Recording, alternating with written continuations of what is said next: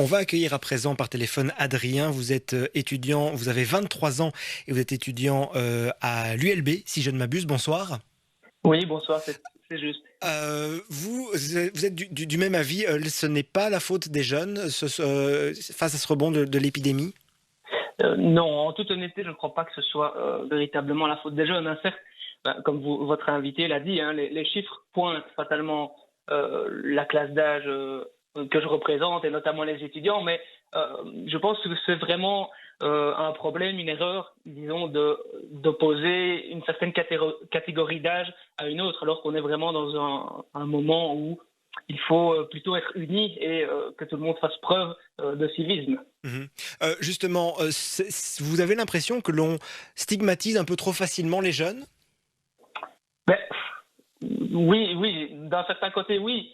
Je peux comprendre fatalement que certains étudiants ne se sentent pas impactés, hein, mais ces étudiants-là, justement, font preuve d'incivisme et ces actes ne peuvent pas être cautionnés. Hein. Quand on vit dans une société, on doit avoir du respect avant tout pour les autres. Mais évidemment, ça ne veut pas dire que tous les étudiants sont de dangereux inciviques. Mhm. Hein. Au contraire, d'une part, vous avez ceux qui bafouent sciemment les mesures, comme le disait la ministre avant. Euh, Ceux qui se retrouvent dans les côtes, dans les soirées, etc., un peu clandestines où on ne respecte pas les gestes barrières, ceux-là, ce sont tout simplement des inconscients, non pas de leur santé, mais de celle des autres. Et Mhm. puis d'un autre côté, vous avez aussi des étudiants qui sont tout à fait innocents parce qu'ils sont parfois asymptomatiques et contaminent leur entourage malgré eux. Mhm. Adrien, je vous ai eu en ligne tout à l'heure pour préparer cette émission. Vous Mhm. m'avez dit avoir été testé positif début septembre. Comment votre entourage, vos camarades à l'université ont réagi quand vous leur avez dit que vous étiez positif? Est-ce que c'était quelque chose d'anodin ou est-ce qu'il y a une prise de conscience d'un potentiel danger?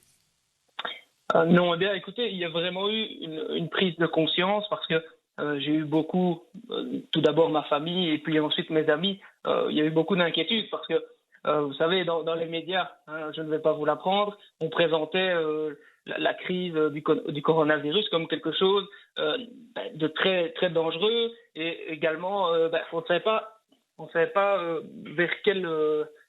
sur quel terrain on avançait. Hein. Et Mhm. donc, fatalement, beaucoup d'inconnus. Ça, je dois le déplorer. Mais j'ai dû faire beaucoup de pédagogie également, hein, leur expliquer que voilà, moi j'avais tel symptôme, etc.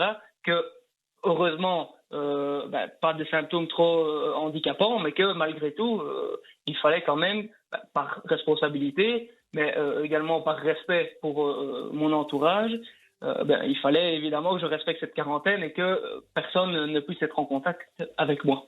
Merci beaucoup, Adrien, d'avoir été avec nous.